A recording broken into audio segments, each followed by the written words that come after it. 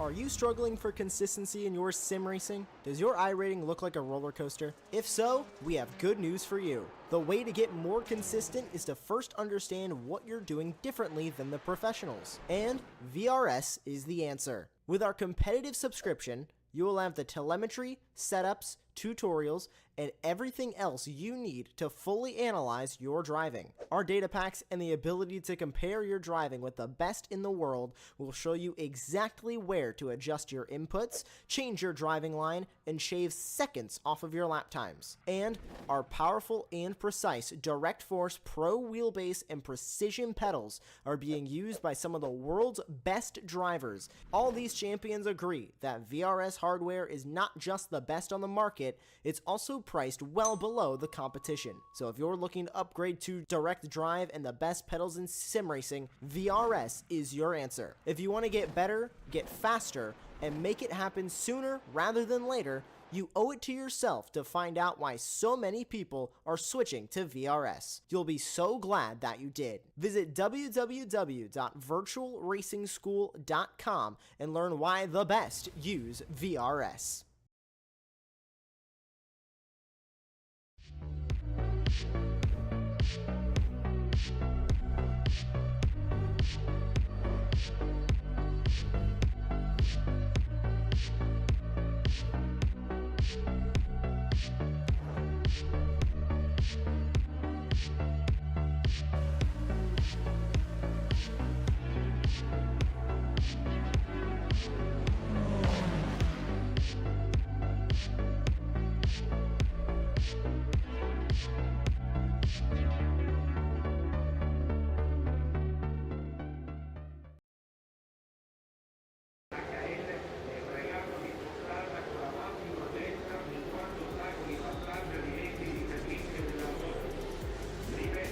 Hello and welcome to Apex Racing TV's coverage of the Apex Racing Academy Porsche Cup. We've already had 3 meetings this season, but tonight is our first 60-minute extended race as the series heads to the legendary Imola circuit.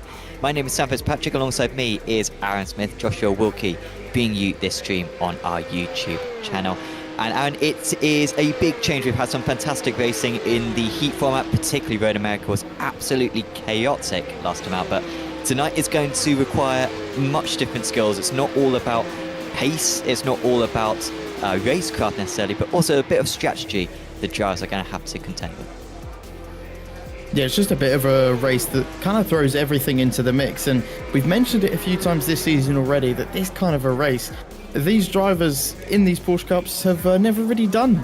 I mean, why on earth would you be driving a Porsche Cup for, well, more than the allocated sprint time in official sessions, which is, what, 20, 30, 40 minutes at the max? So these guys are in uncharted territory, except if you're one of the drivers at the very top who have probably put, well, countless hours this week, probably in the double digits around this track, and some of them have probably already gotten bored of the Imola circuit, but nevertheless, some drivers are probably further at the back, have got a bit of a tough day on their hands. We're still in the qualifying session though, still the same format as it will be throughout the entire season, but of course we will have every single driver in the race this time for the first of 2 times this season. We will have those 2 60-minute races, and I think today probably is going to be one of the best races of the season. It's going to be brilliant for strategy. I think a lot of drivers are going to be a little bit uncertain how this race is going to go, and when we get to that second 60-minute race later on in the season, they will have more experience. They would have had this race to understand the 60-minute format, but this is going to be a first for a lot of our drivers, and I think it's going to be a proper corker.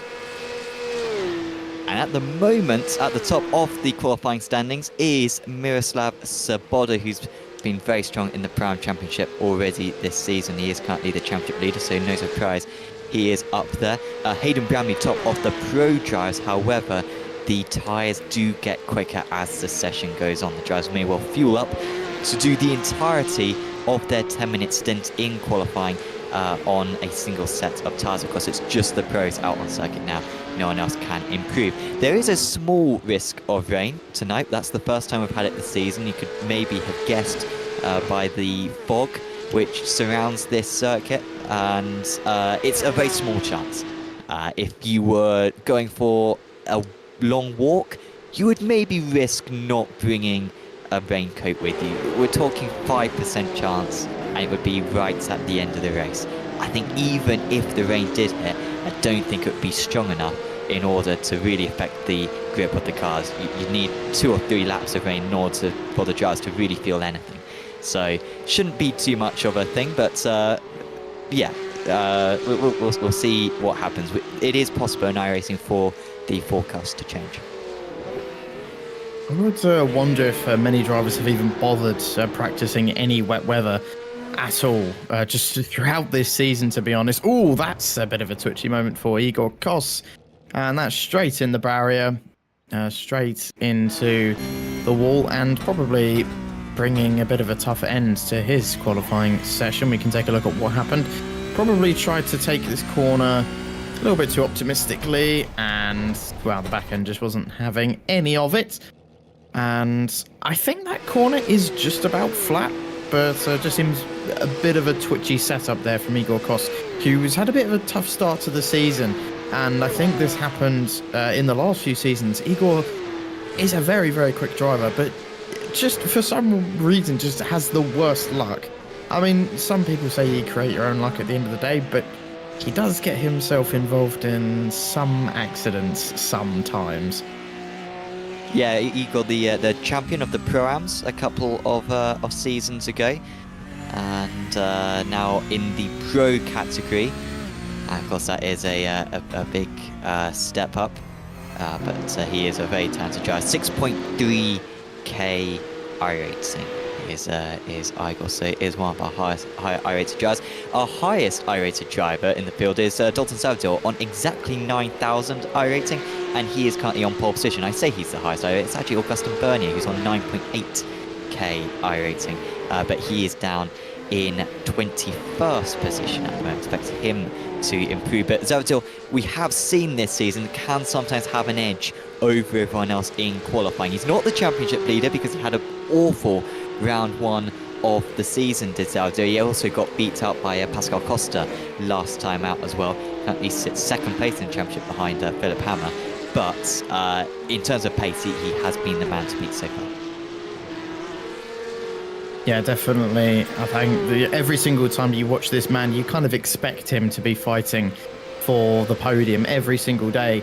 But yeah, like you said, just a bit of a weakness in that first round where he had that contact with Lazarus, of course.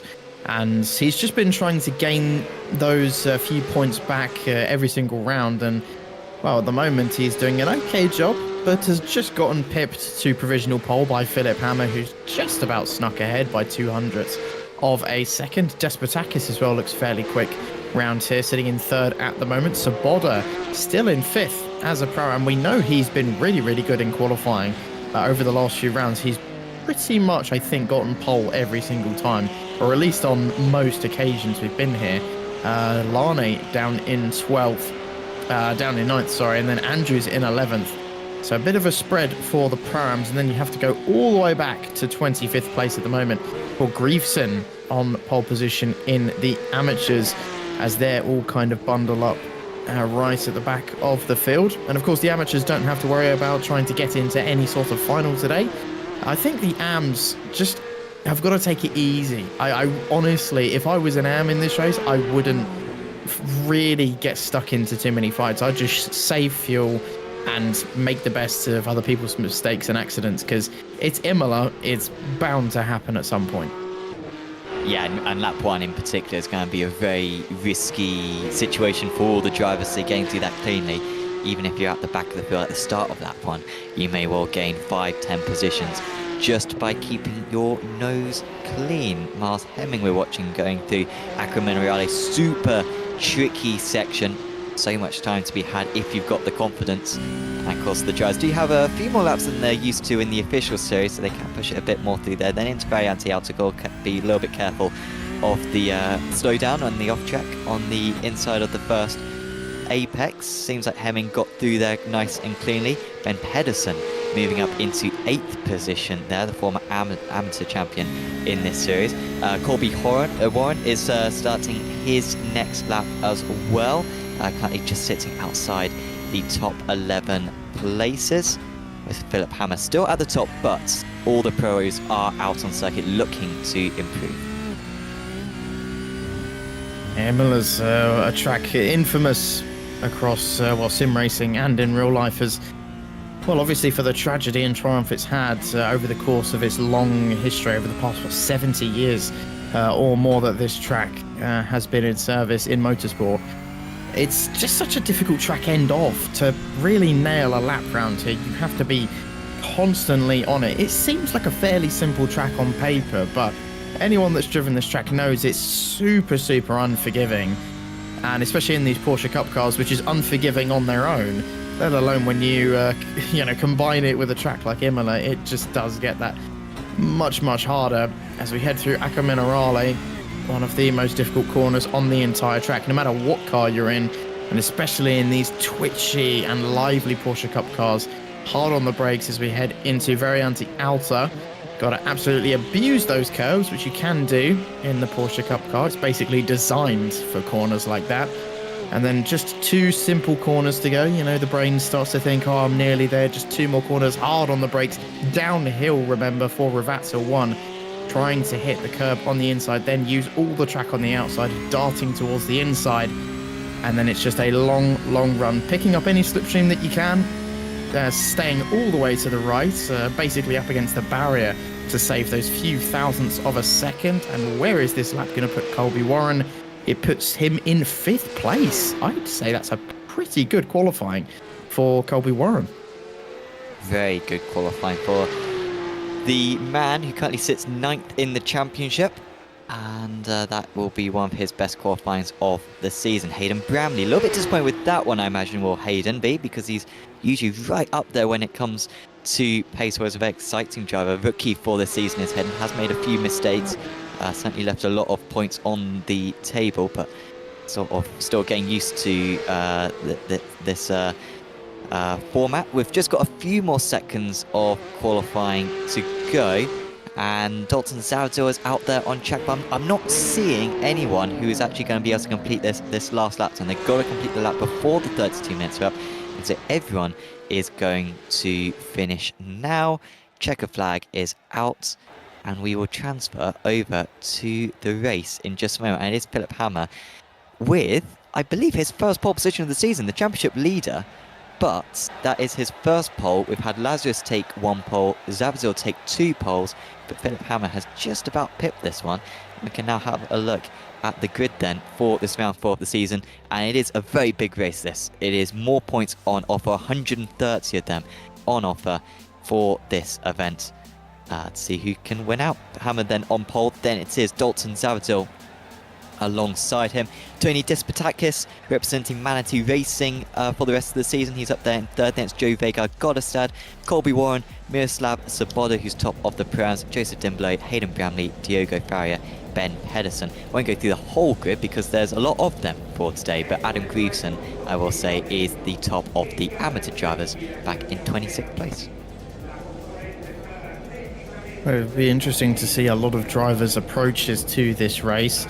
I think it's going to be a very 50-50 split. Some drivers choosing to be fast and aggressive in these opening few laps, which, to be fair, at Imola, I would say that is a decent strategy because, I mean, passing here is not easy at all. It's a narrow and twisty circuit. You're not going to have many opportunities to send one up the inside of your opponent, and even when you do, it's going to be fairly difficult to pass them. I say track position is very much favourable around here, but of course, just with that qualifying session, of course, those pit stops are going to play a huge part in this race, and well, could be the make or break between a podium or the win.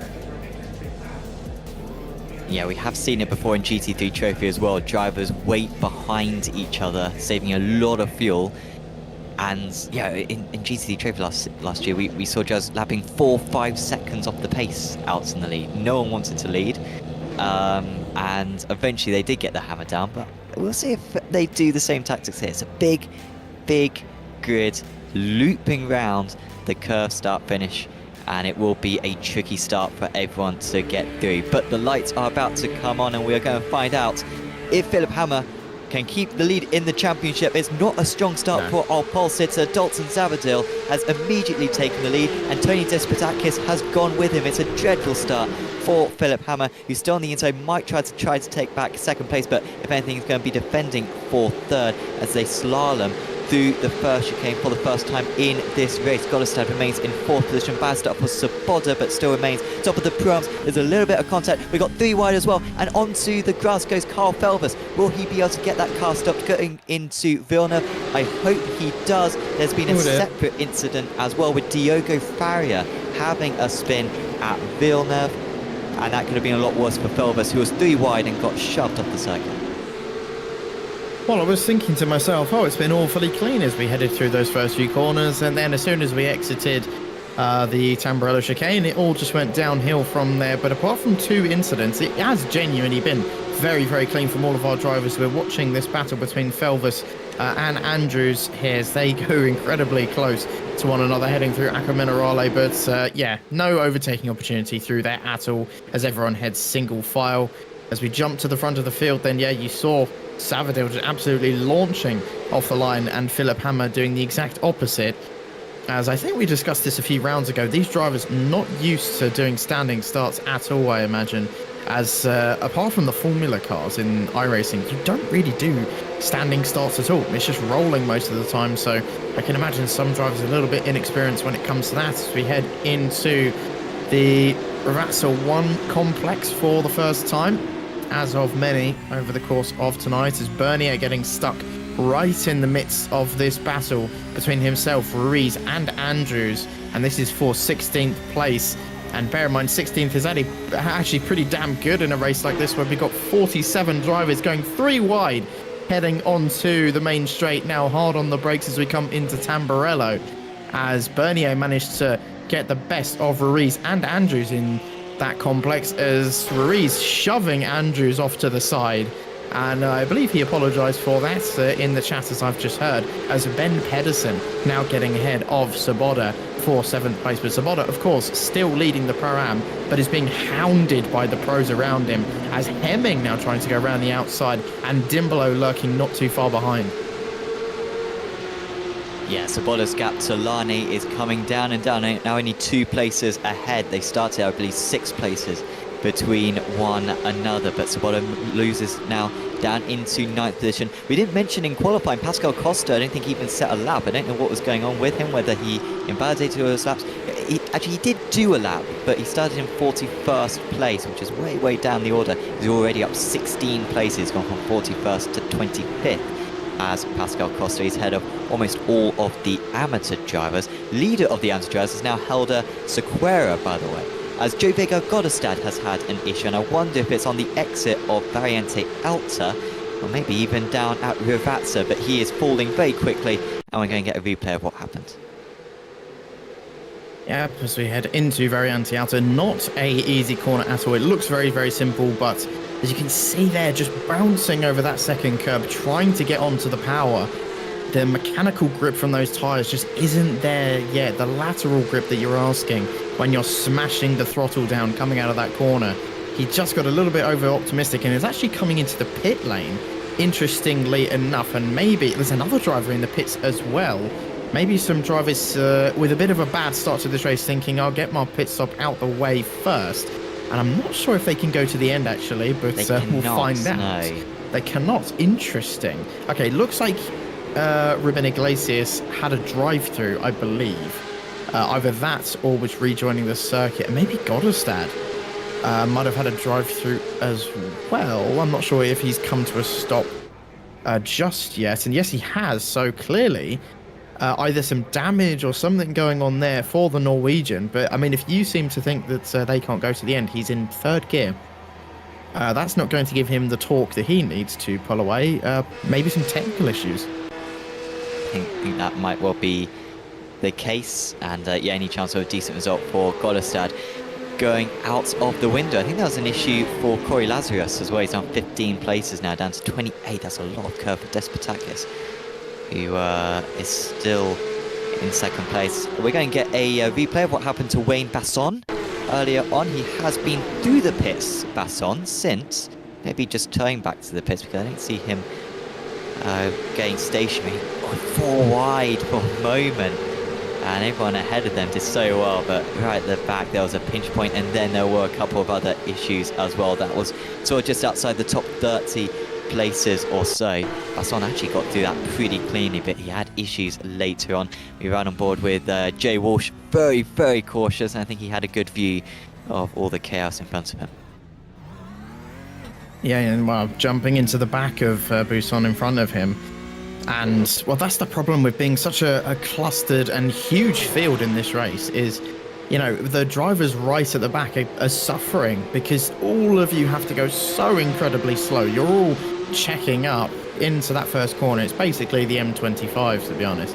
And but you just have nowhere to go. And everyone loses huge chunks of time to the mid-pack and the guys at the front because of it. And, oh, dearie me, is that Igor Kos having yet even more bad luck as his season, well, he's towed straight back to the pit lane and, well, escaped completely. So that kind of goes to show how frustrated he is at the moment. And, well, we can take a look. Already some contact with, I believe that might be Felvers, who he's making contact with. And that's a bit of an awkward one. They kind of just move towards each other. I mean, Igor Kos was the driver ahead, so you would naturally put the blame on Felvers for that one, but I don't know. It's kind of like Webber and Vettel, that kind of incident where they both just kind of magnetize towards each other. Like you see there, going through Villeneuve, already some contact.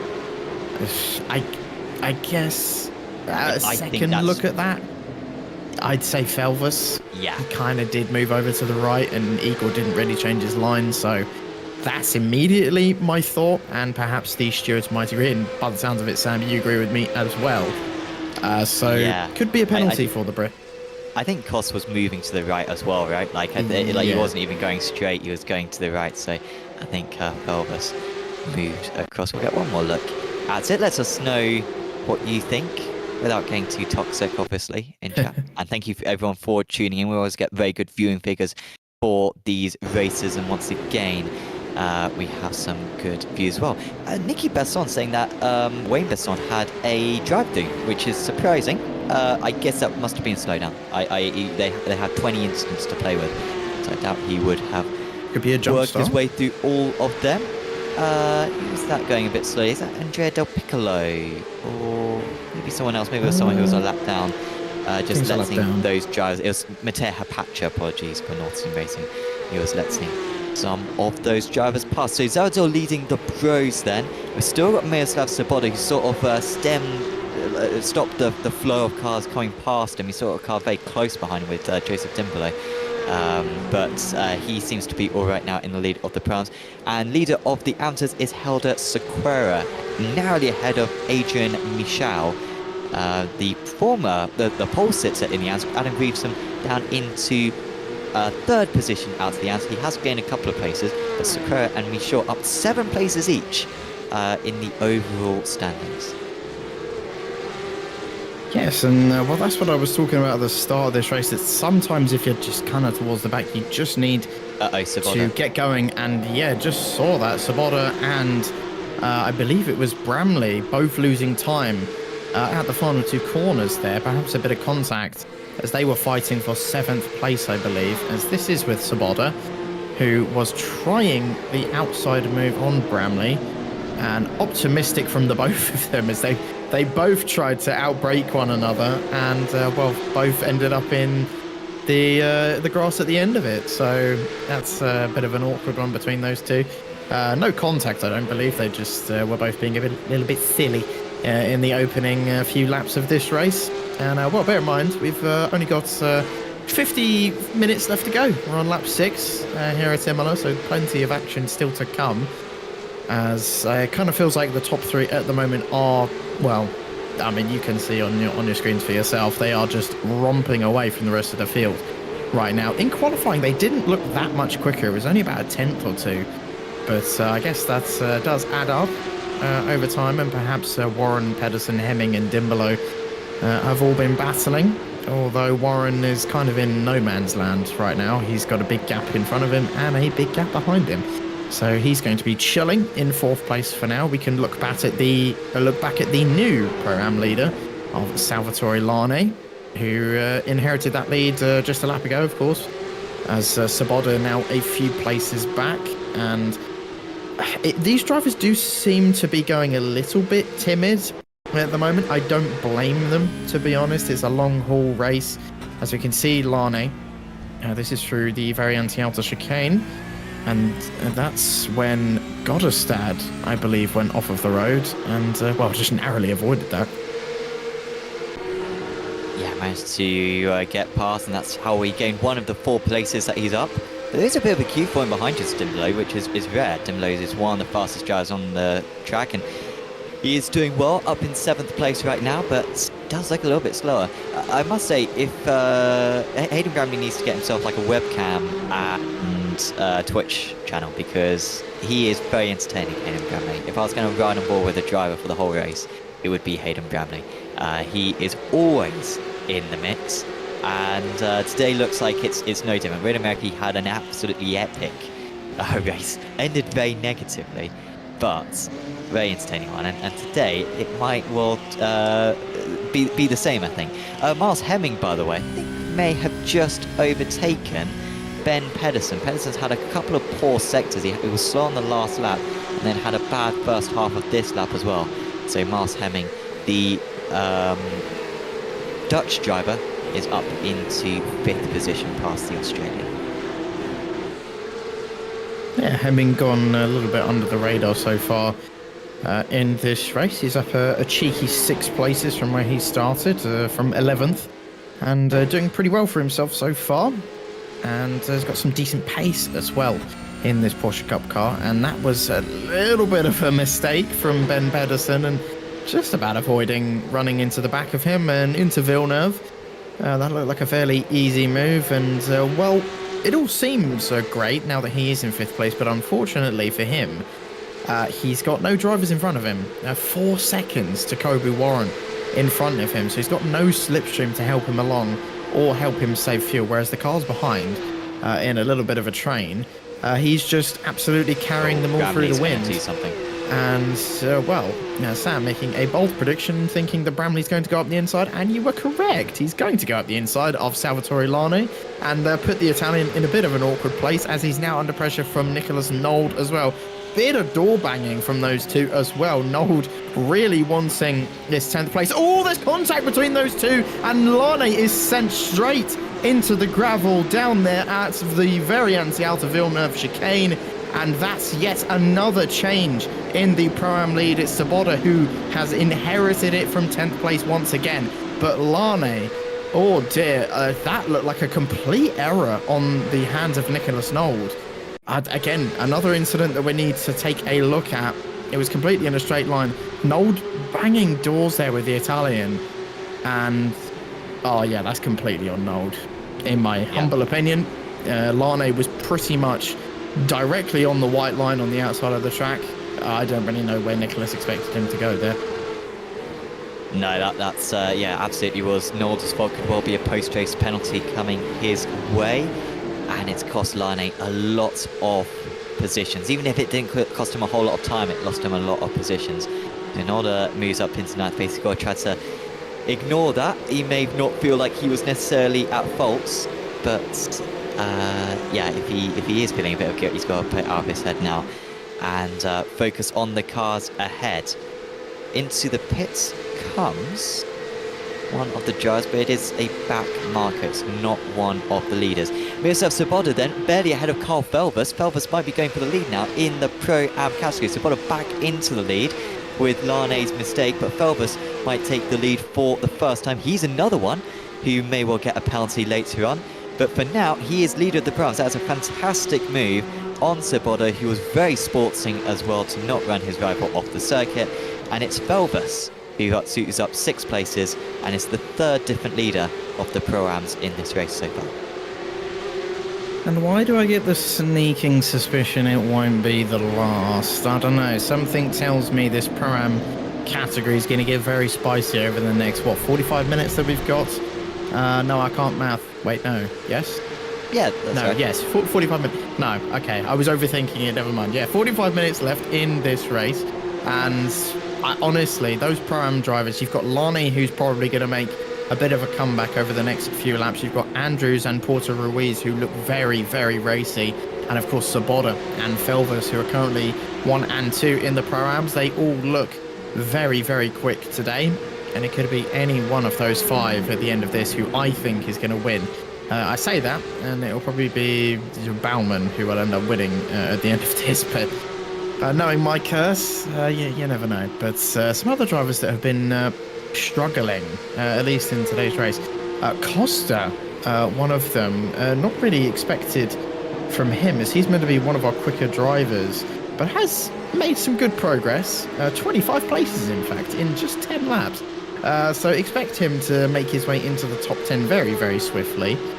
Another way is Bernier, just outside of those top 10 places. I would probably expect him to get past those 2 Pro-Ams in front of him. As we can take a look at a replay of Jacinto and what has happened to him. This is down at turn 7 at Tozer. You can see 2 cars fighting in front of him. And, well, that was a spin sympathy moment for him. Nearly rejoining in front of someone else, but also bashing the barriers on his way back onto the track. And the other driver who had the spin there was Adam Greveson, who was 3rd place in the amateurs. Pole Sitzer as well. He's now down to 4th in the amateurs. Steve Clays has got past Greveson. And here was the incident once again. So Greveson, the lead car here, and then he got hit by the 319, and that will definitely be a penalty for the 319. If there's any karma about it, he did affect his own teammates, I guess. But the 319 was Adrian Michaud. So actually, Michaud had dropped behind. So, Greveson was back up into 2nd place out of the abs, and now he's down to 4th. And now he is ahead of this battle with Verm, Jacinto, who was involved in that crash before, and Verm is now ahead of the Swiss driver. Pascal Costa as well has just got past Salvatore Lane. It looks like there is Michaud, who caused all of that mess before. And the drivers should be able to pretty much get to the end of the race, maybe from here. I think the tank of fuel in these Porsche Cups goes just beyond the hour. And this is a low fuel consumption circuit, as far as I am aware. So they can go a little bit further. So 40 minutes is not too bad. And if they pitted now, they could probably fuel save. But yeah, you'd probably want to go a couple more laps, as Hayden Bramley coming very close to an overtake on Joseph Dimbelow. Yeah, just eyed his fellow Brit up there for a moment, but yeah, it was way too far back. And this is the thing in these Porsche Cup cars, is it's very, very difficult to completely outbrake someone, as these guys are kind of already on the limit of how late you can brake in these cars. You have to use other tactics, and especially at a circuit like Imola, where, I mean, how many heavy braking zones are there? Maybe you've got turn 1, probably Tozer, if that really counts. Variante Alta, it's very tricky to try and overtake through there. And Ravazza 1, that's kind of it. You don't really have any other opportunities to try and outbrake someone around here. It's just about the raw speed, and at least in this race, it's going to be about that strategy that will come into play later on. And I haven't really seen, from the drivers that we've been riding on board with, none of them seem to be fuel saving, at least in this current moment.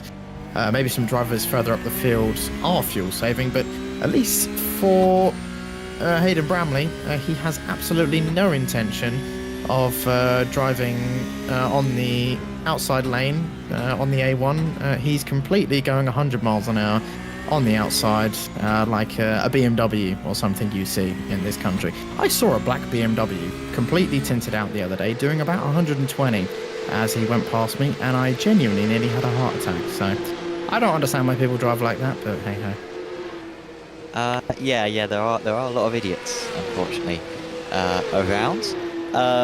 As Bramley is very close again to Dimbelow. There might be a move for Felvis and Saboda in the background. They enter the shots. Felvis is having to defend, and Saboda does the move that Felvis did on him a few laps ago. That is quite a turnaround between those two. And Saboda, who seemingly has the momentum now, has returned the favour and is back in the lead again of the Pro-Ams. Augustin Bernier also goes past Felvus, so Bernier now up 28 places. There's a bit of a send from Pascal Costa, who's also making his way up through the order after a poor qualifying, and he's looking for his 20. Apologies, Bernier is up 9 places. It's Costa who's looking for his 29th place. Felvus is around, and we've had some tight calls so far today. I think that might be another one, but by first glance, looked like it was a racing incident, Martin. Yeah, I'm not quite sure on that one either. We've had some really close calls here today, and like you said, it's just another one to add to the list. And let's see where each of them place their cars. And I don't know. I don't even know if that's netcode, to be honest. It's very difficult to tell. For me, like, none of the cars jolted or anything. It just looked like Felvus just lost it going into the corner. I don't know if he broke too late or the grip on the outside is a little bit lacking. I'm not sure, but that looked like a very strange one there. We can have another look at what happened, but I don't know. It just didn't seem even like netcode to me, but we can take a look. And I'm not hearing or seeing anything. I think he completely lost it by himself there. I don't think there was any contact whatsoever, so I think Costa should be safe. But at least for Felvus, I mean, it's heartbreaking. Obviously, he was fighting for the Pro-Am lead, and, well, he's got a bit of work to do now, down in 19th place.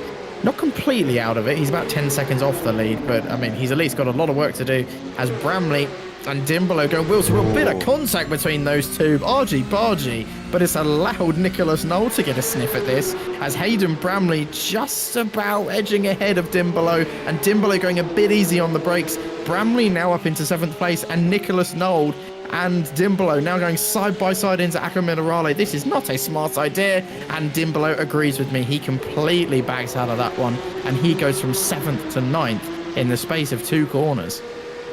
Yeah, I thought Bramley was heading for the wall there, but he had so much speed even when he was forced off the circuit, and managed to make the move stick anyway. Dimbolo down to 9th place. It has been coming. He didn't have the same pace seemingly as the 2 drivers behind him. Maybe a bit too much speed carried into Villeneuve trying to defend that place. Bramley was smart, backed out of the one at Villeneuve, then came back again, and then needed a lot of faith that he wasn't going to be run out. But yeah, even when he was pushed there, still carried a lot of grip, a lot of traction, and was ahead by the time that they got up to Piratella. So Bramley up to 7th place, only 1 place higher than where he started, but it feels like he has earned it with the overtakes that he has had to pull off. By the way, shout out to Gordon Marshall. We had 2 qualifying bans for drivers tonight because of incidents accrued in previous races, for penalties committed in previous races. Marshall had a qualifying ban, and so too did Andrea Del Piccolo. Now, Del Piccolo is out of the race, but Marshall is up 22 places. The Pro-Am driver started in 43rd, apologies. He's up to 21st now, and is 9th out of the Pro-Am, so good job from him. Nicholas Nolder has got past Hayden Bramley. It looks like it's been done at Piratella, similar place where they were battling on the lap before. Bramley's not going to be able to get through there, and now he might lose another place. He'll have the inside line for Acqua Minerale, which usually is decisive, and it is going to be decisive again on this occasion. Nolder now to the front of this train, and he's gained 8 places since the green flag. Oh dear. And there's been an incident behind for Bernier. I believe that's at Acqua Minerale, the corner we just went through. And yes, he's off into the gravel.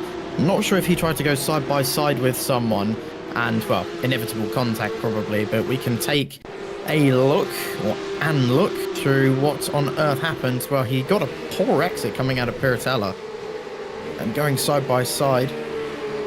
And is there any contact? Yes, completely shoved off the track by Luke I believe that Andrews. Was yes, I was about to say. And, well, I'm guessing that's probably going to be a penalty coming Luke Andrews' way. But I wouldn't completely put the blame on him. I mean, that's just 2 drivers trying to fight through that corner.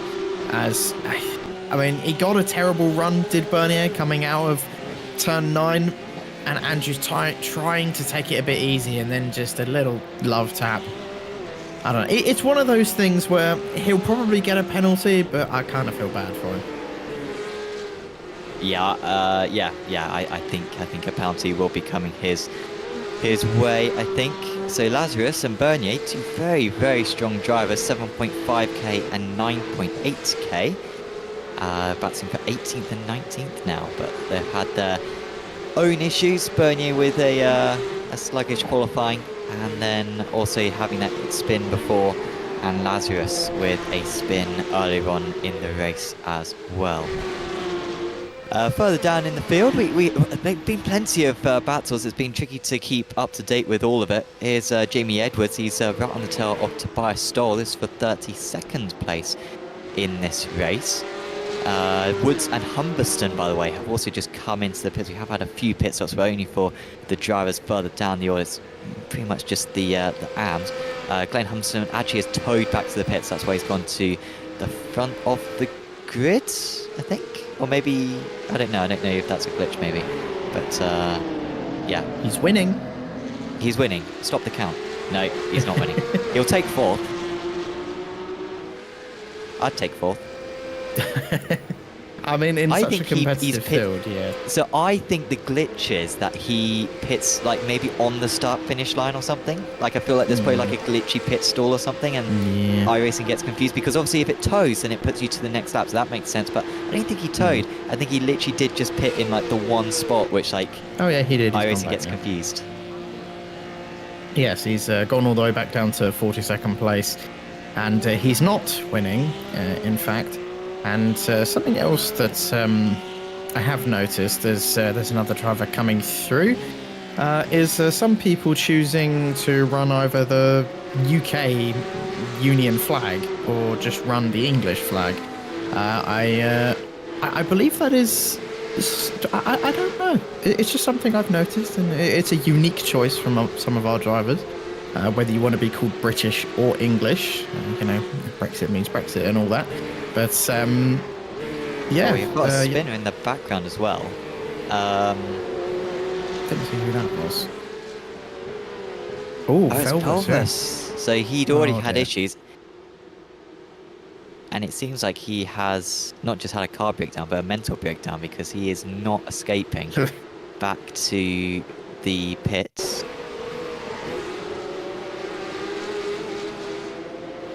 And this is this looks like Bernier that he's just behind.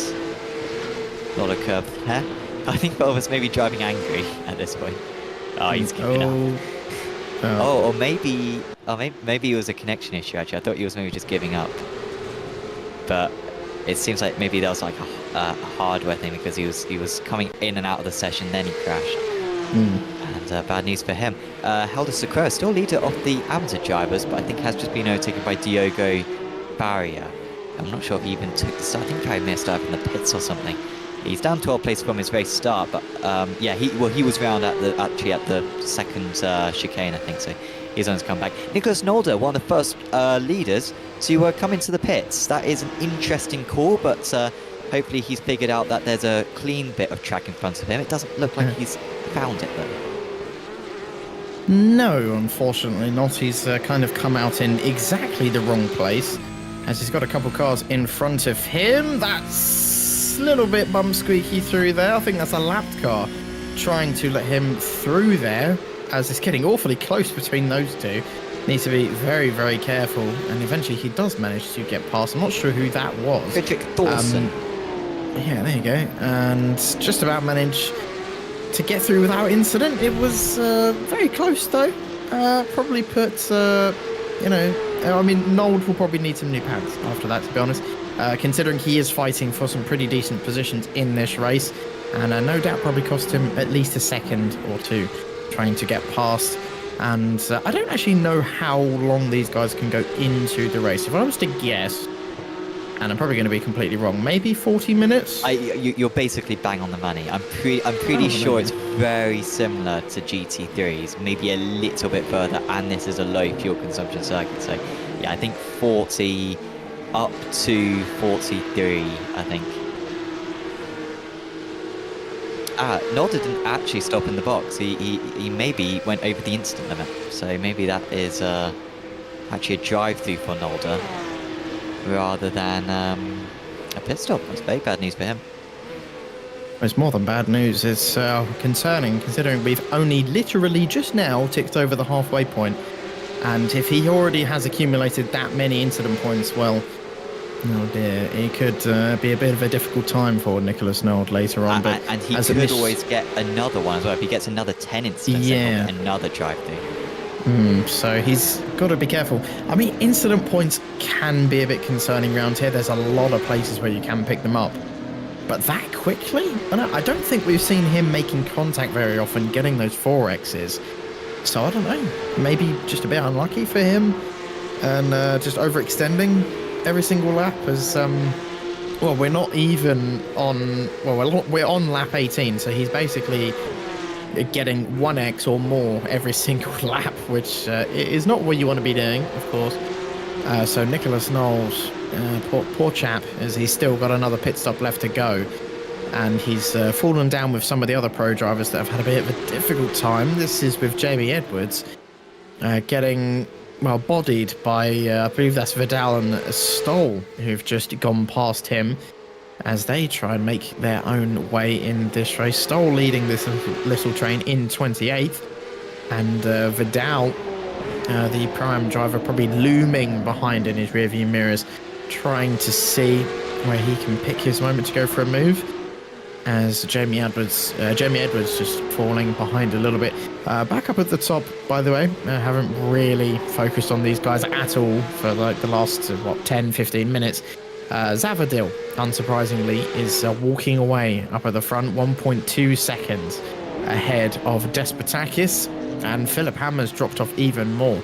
The thing is, as you can see on the left-hand side of your screen, they're all doing the same sort of best pace as Pascal Costa, you can see there, has the fastest lap at the moment. But at least on the last few laps, Zavadil has just managed to get away from the drivers behind. At least on the last lap, though, Despotakis was actually a tenth quicker. But on those previous laps, Zavadil was just slowly pulling away from the two drivers behind him, and especially Philip Hammer, who was 2/10 slower than both of the two guys in front of him. So maybe Philip, yeah, this is the thing, it might be pure pace. These guys might, some of them might be fuel saving, some of them might be not. You just don't know. And we will find out when we do get to those pit stops, obviously.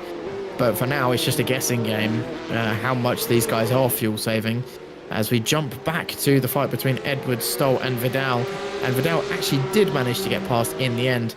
I believe that was into the first corner, as Stoll now down to 29th. Yeah, let's go replay of how this happened. A lot of curve, almost pushing the off track or the slowdown there was Vidal, but he still got the exit that he needed and was passed by Stoll. Stoll up 10 places and is in 5th place out of the amateur drivers, but losing a position on that occasion. Looks like it's going to be potentially another different race winner in the amateurs. We've had 3 different race winners so far this season, which is a little bit tricky to figure out actually on our screen. But at least in terms of high scorers, Greaveson was the highest scorer in round 1, then Velasquez, then Jacinto, and right now it would be Helder Sequeira who would be the highest scorer. So basically 4 different winners in the first 4 rounds in the amateurs. I think Greaveson would still be championship leader, running up in 3rd place right now. But Steve Clays, who's currently 4th place in the championship, he would move up because Velasquez is not having a good time of it today. If he's even in the field, which I'm not seeing him. So yeah, bad news for the Philippines driver. And Sequeira, who's currently down in 7th place, actually missed the last round, is Sequeira, but leading tonight. They do get a drop score, do these drivers, and this would really propel his championship hopes back to the 4. Yes, it very much would, and I think this could possibly be the most intense race as far as the AMs go in the entire season, because it's the one race where they can all fight each other completely. as they're not trying to knock each other out. Of course, not literally. This isn't boxing. I'd be kind of worried if they were trying to do that. But as some of our AMs do come into the pit lane for the first time, and the only time in this race, are some drivers choosing to rev the ever-living hell out of their flat sixes in the back of their Porsche, as Stoll managing to beat Jay Walsh in the pit lane there by at least, I think that was 3 seconds. Very, very nice stop there from Stoll. Has to be a bit careful coming back out onto the track. He's got some lapped guys coming through. In his wake, that, I believe, is Bramley right in front of him. It's Walsh getting a bit dicey there with, I believe, Svoboda, and, well, getting dicey with himself, nearly losing the car coming out of Tamburello. Just about managed to catch it, but well, that was a bit of a heart-in-mouth moment for Jay Walsh. And, well, I don't know if he's taken new tyres. I highly doubt it, but, well, they've at least gone cold again. Had absolutely no grip there. Yeah, no fresh tyres for the drivers. I think the only one who may have taken tyres actually was Matteo Jacinto, who had a longer pit stop. But most of their drivers aren't taking tyres, and here was his pit exit. It is very risky for these AMs to come in early. I mean, if you're an AM, I think it's pretty obvious just to stay out as long as you possibly can, because otherwise you do get lapped, and being lapped takes so much time away from you, because you are obligated in this series to let past drivers once they get close to you, and if they're trying to lap you.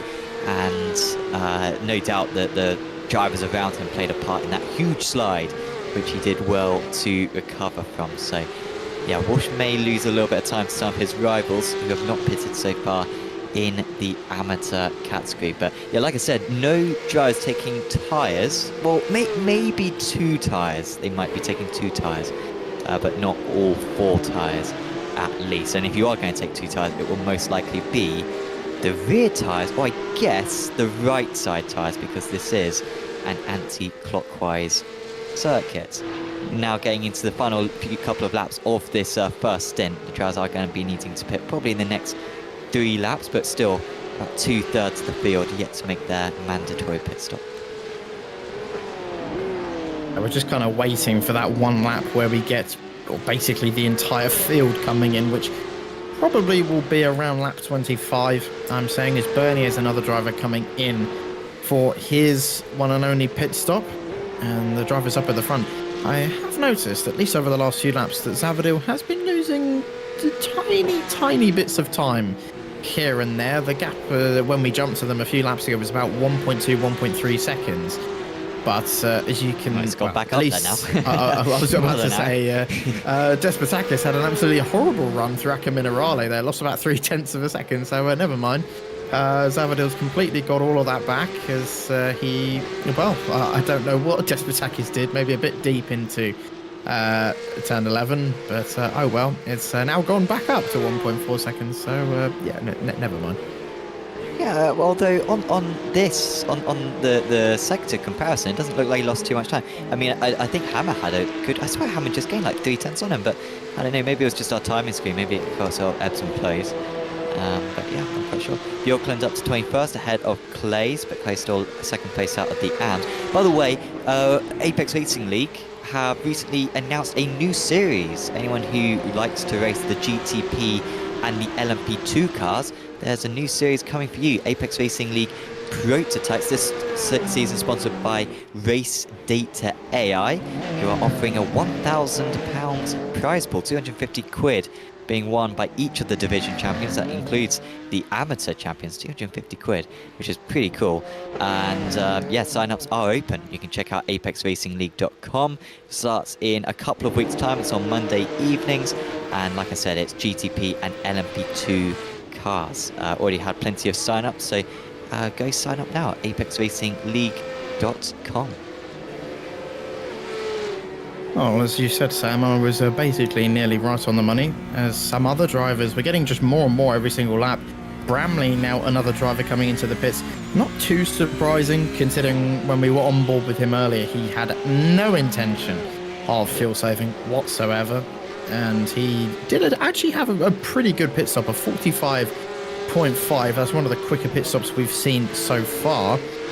And well, it's going to be interesting to see what some of the guys up at the front are going to do. I'm expecting the quickest ones to be maybe 43, 42 seconds. Some guys really do like to cut it close when it comes to fuel in these races. I've seen some drivers, win or lose because of those little gaps they're trying to get in. You nailed it, Aaron. You nailed. Look at this, 10 seconds. Well done. I'm a prophet. What can I say? Absolute Porsche Cup experts, Aaron Smith, talking about the strategy tonight, because I've driven this. looks like no one's going to go beyond the 40 minutes. Oh, Zantil overshot. That could be a change for the lead potentially. We didn't see Despotakis's entry, but we will keep a close eye on who gets out of the pit stall first. Zavadil still stationary, 17 seconds. Quite a long pit stop for Zavadil. And it's Hammer. Hammer is ahead of all of them. What's a pit stop for Philip Hammer? I wonder if Despotakis extended his pit stall as well, because he took a while as well. And Philip Hammer, from nowhere really, in third position, is up into the lead. And now second and third are battling out because they know overtaking will be tricky from this point onwards in the race. But Zaradil does stay ahead of Despotakis, and his hopes of the race win are very much still alive. But that is a huge change. You can see the pit stop different times.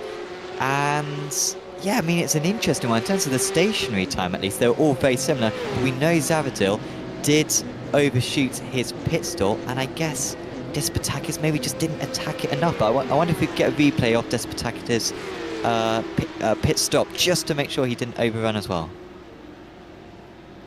Well, I mean, I genuinely think it was that overshoot from Zavadil which has massively cost him there. Oh dear, as Philip Hammer, we were talking about it, he was like 2 seconds back. He was probably fuel saving like an absolute madman. And well, clearly it's paid off for him. He was 0.6 quicker in his pit box than the guys around him, and it's put him straight into the lead of the race. But of course, the question is now, with 20 minutes left to go, can he keep it? It's a difficult question, and 45.5, nearly 3 seconds quicker than Zavadil.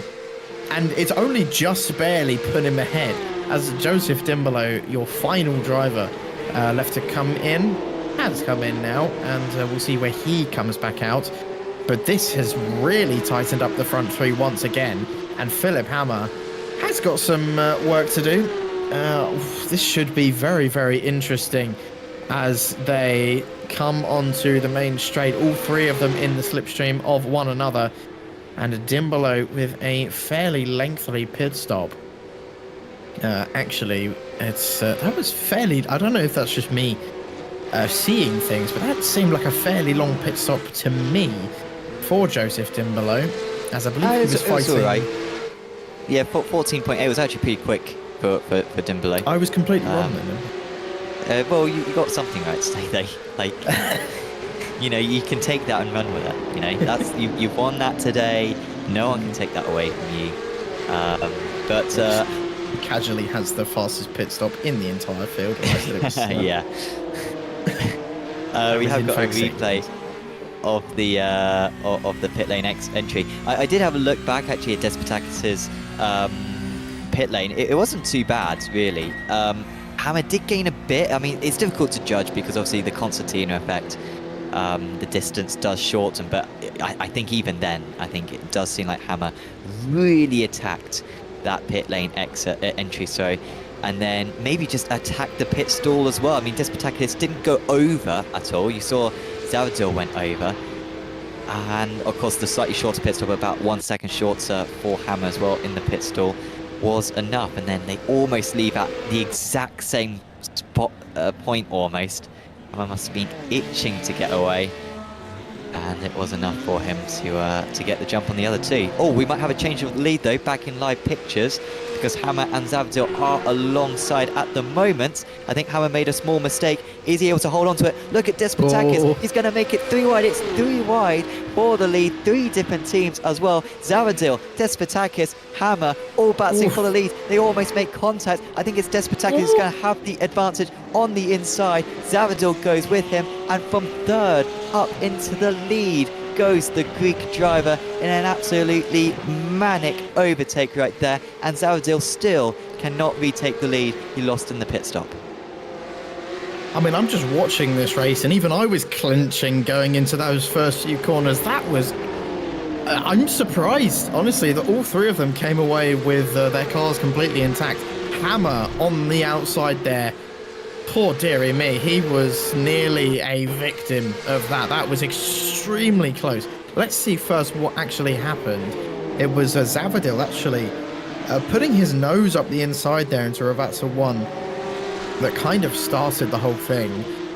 And then, a little bit of wheel banging there coming out of that last corner.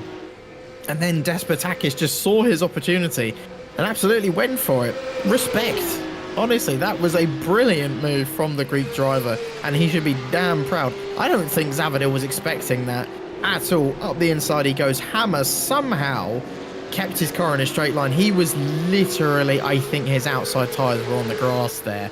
He's extremely lucky to still be facing in the right direction. And then it just continues. Zavadil trying to poke his nose in there, but nothing doing as we head onto the main straight once again. Just a quick reminder to everyone that I believe there is some rain forecast for the end of this race. So it could get spicy in these last few minutes, as here comes Philip Hammer on Dalton Zavadil round the outside. Can he do it into the first corner this time? I don't think he will. He goes very, very timid on the brakes, and Zavadil just about keeping that second place for now. I'm going to take a quick look at what the weather forecast is It's saying. down to 0%, I believe, Yes, now. So just seen that, there should be no rain at the end of this race. There was a small chance of it earlier on, but they will be spared that. But it's awesome to see Zavadil versus Hammer.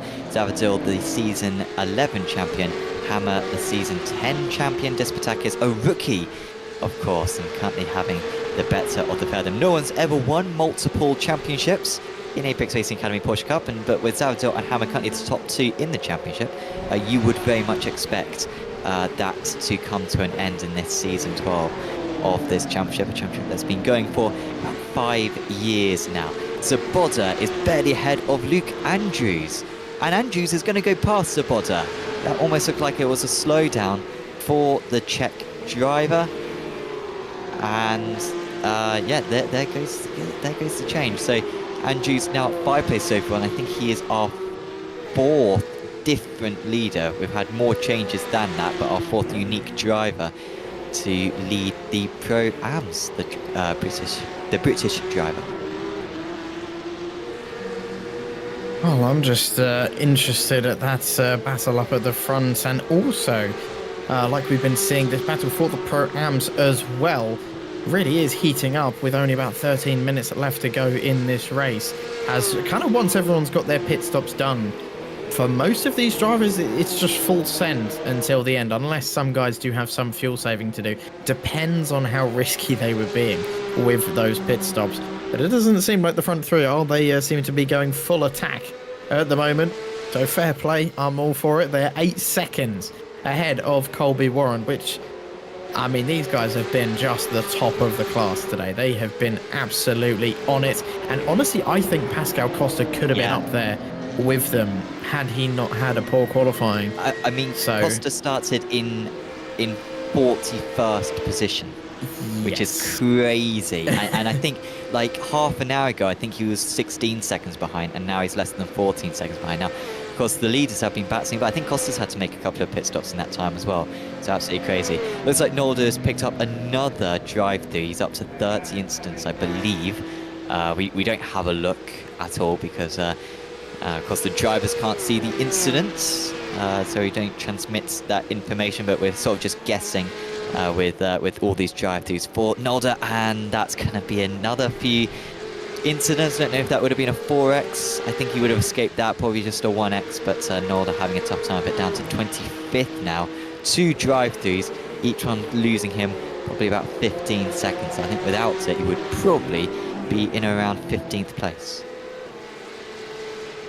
Yes, probably. Nold has definitely not had an ideal day at Imola at all. Then again, not many drivers do. It's a tricky track, this, but getting it right, and especially coming away with a victory, is even more satisfying. And we can find out part 1 million of who's going to end up in the lead this time, but Zavadil choosing to be cautious, at least on this occasion, with 10 minutes left to go. What is Dalton Zavadil's approach for the final few moments of this race? What's Philip Hammer's approach? Despotakis, where it's just defend, to be honest. There's not really much else he can do. Track position, definitely the favourable thing around here, I'd say. So if I was going to be any one of these three, you'd want to be Despotakis. I think you could probably defend for your life. Into turn one, it's fairly simple. Just hold the inside line. Oh my god, you've kept your position. It's not that difficult. As Pascal Costa is actually gaining time on the leaders, interestingly enough. Excuse me, and potentially... sorry, Sam, I was just going to say, maybe Pascal could catch up to Colby Warren in those final few laps. Yeah, that'd be insane if he got fourth. That would really be damage and reputation. Luke Andrews might be overtaken by Saboda. Got two different lead fights going on. Yeah, Andrews in fact just held on, but Saboda was alongside a moment ago. But it's interesting how much gravel and dirt there is offline. I do wonder if these drivers try to push it a little bit too much. I think that did affect Hammer earlier on when he was trying to defend. He got forced offline onto the gravel, and of course there is that much more gravel build up offline now in iRacing.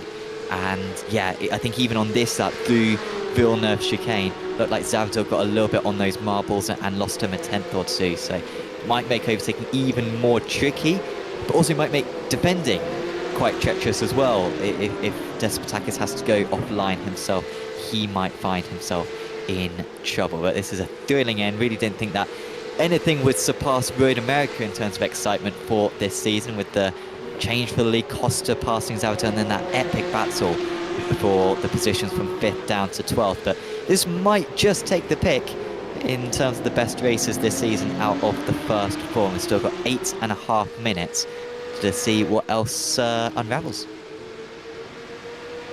Yeah, well, but anything can happen between these three, and of course between Andrews, Saboda, and who knows, I mean, Lana could get involved in this, maybe Berger, if they fight for long enough.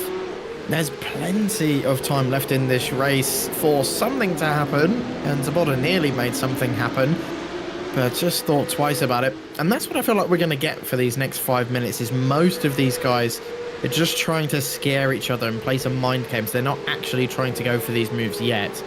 But when we do get to those final few laps, it's literally going to be full-on attack. Everyone turning up the engines to the max. If that was a thing you could do in iRacing, I guess just put your foot through the floor of your pedal, I guess. But not really much else you can do apart from that. I honestly think Koska can do it. It's so difficult to predict because he's got a lot of time to make up, but I think it would really top off an amazing drive for Pascal Costa. It depends on how good Colby Warren can be over the next few laps. It depends how quick Costa can put these laps down. He is setting, well, pretty much his own mini fastest laps every single lap. I mean, his fastest lap of a 43.2, of course, is very, very quick. But the last lap of 43.9, not a great lap. Yeah, maybe a bit of traffic. You can see he's got Jay Walsh just behind him. He's having a decent race, by the way, Jay Walsh, in 31st position right now, 9 places from his race start. Hopefully, there's not actually too much traffic for the lead. I think they've got JS Mean to overtake. In fact, they may have already overtaken JS, and then I don't think they'll catch up to Kane Crawford. So the traffic not as bad as what could have been feared. I think they've only had to really deal with 10 drivers or so. We've had another 8 or so who have retired from this race, but generally it's been pretty clean. And it's also cleared up a bit. It was very foggy, very dark day at the start, and whilst humidity is still very high, it is that much clearer, it is that much more sunny and photogenic for the drivers out there. We've got 6 minutes to go. Zavadil sort of ebbing and flowing a little bit. He sometimes gets within a 10.5 and then falls back to 4/10. It almost seems like he can get close for a few corners, but then maybe it is the gravel offline and just drops back to 4/10 back.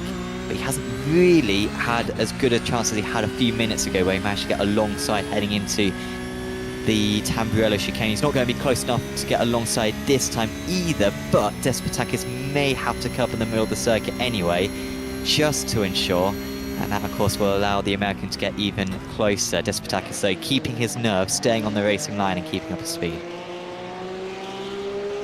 I really love riding on board with these guys through those final few corners. The little micro adjustments that these guys have to put into the wheel. You can just see Zavadil just making those slight tweaks every single moment that he's in this Porsche Cup car, just trying to find perfection and nearly getting it. I mean, he's in second place, so he's damn well close, but unfortunately, although Zavadil has pretty much been one of the quickest drivers in this race, it just, of course, those pit stops, I did say it can be decisive, and it's these little moments that drivers don't often think about, like pit stops sometimes, and, you know, where to stop for your pit box, where to activate your pit limiter, and, you know, things like the start of the race. We saw, you know, the drivers who were on pole position get away poorly, like Philip Hammer.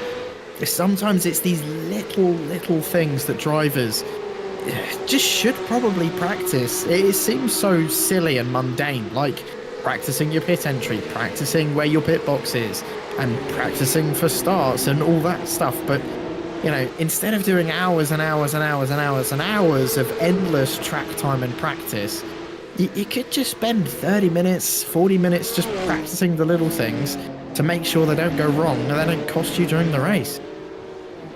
Yeah, that could certainly be what's cost Despotakis, apologies, Zavadil, if he does lose this race, as this pack's still very close. You may have seen a car off the circuit a few moments ago, Racing Lab esports driver. It was Tommy Vidal, but he was a lap down, so if it did lose Vidal a position, I think it lost him one place to Pierre Burzig.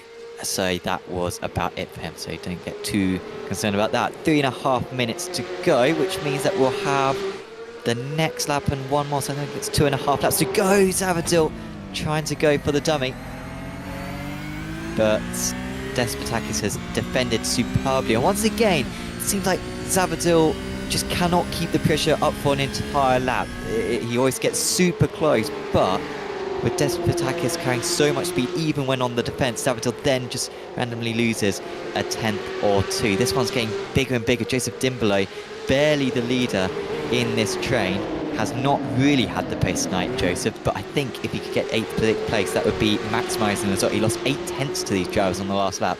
Luke Andrews barely staying ahead of Miroslav Svoboda as well, out in the lead of the Pro-Ams. And Salvatore Lane, despite him having issues earlier on, right, with these drivers as well, still feeling like he has a shot at his second race win of the season.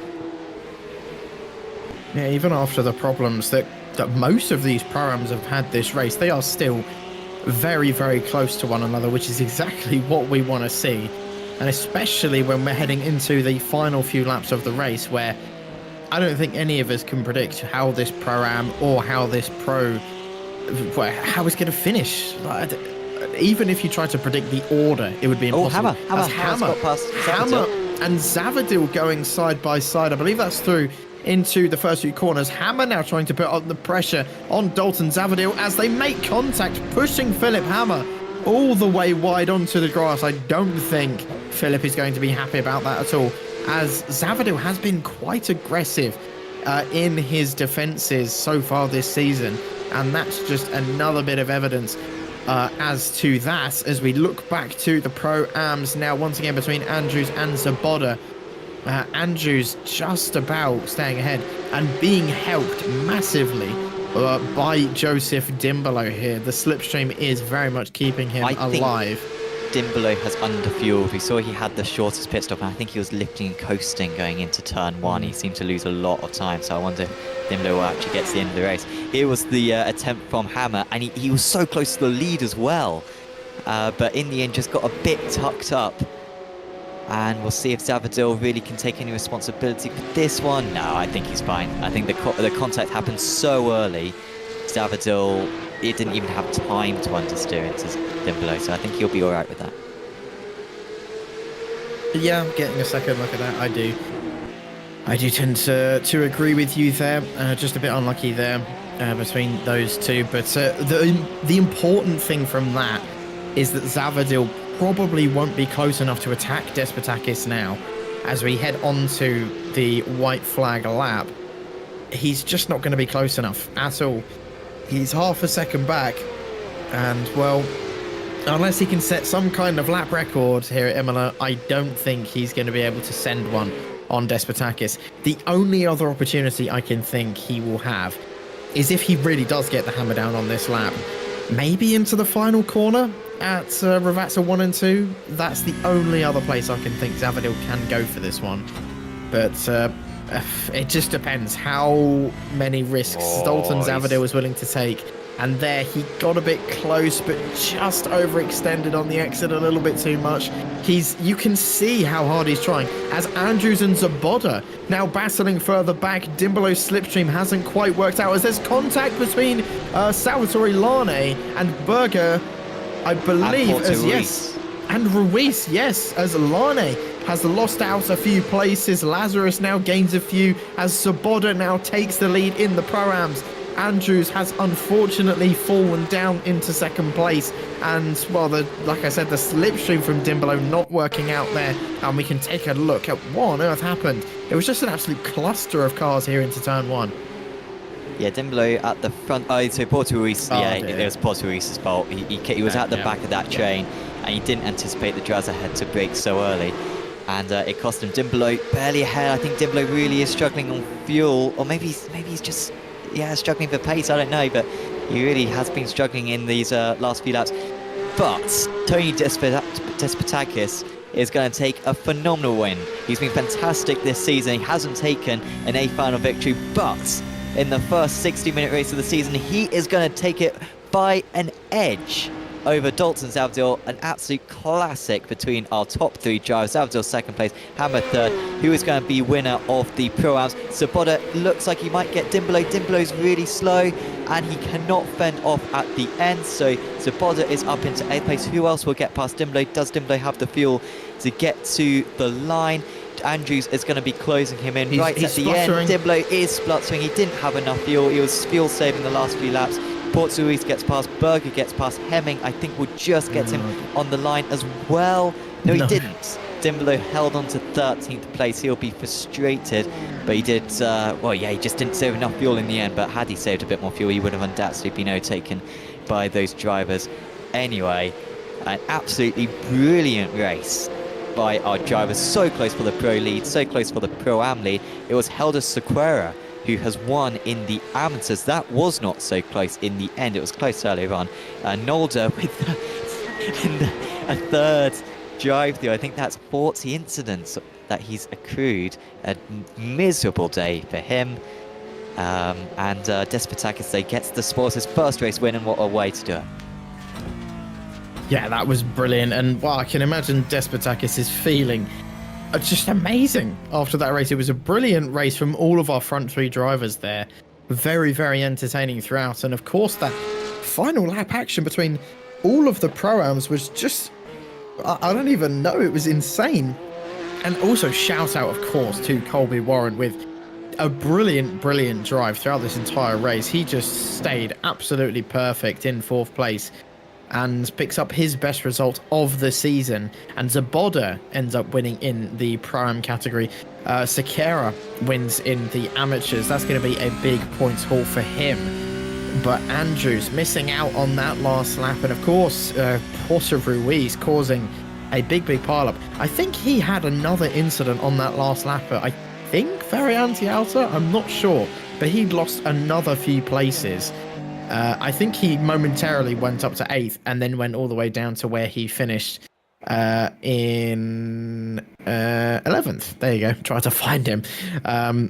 But yeah, very messy final lap for some of our Pro-Ams, but entertaining nonetheless. Yeah, very, very entertaining for the drivers. By the way, quick shout out to Apex Racing Academy, the title sponsor. And of course, if you want to get tuition from Luke McCone, who did very well in PESC at the weekend, do sign up to apexracingac.com, because he is the coach, and on a Monday evenings he does his group coaching session. It's basically free tuition. It's part of your subscription to Apex Racing Academy, and trust me, it is absolutely the best way to get faster. You can identify the mistakes that you're making, and you can get much quicker very, very fast. So do check out apexracingac.com to get yourself a subscription. Let's have a look at the final results then.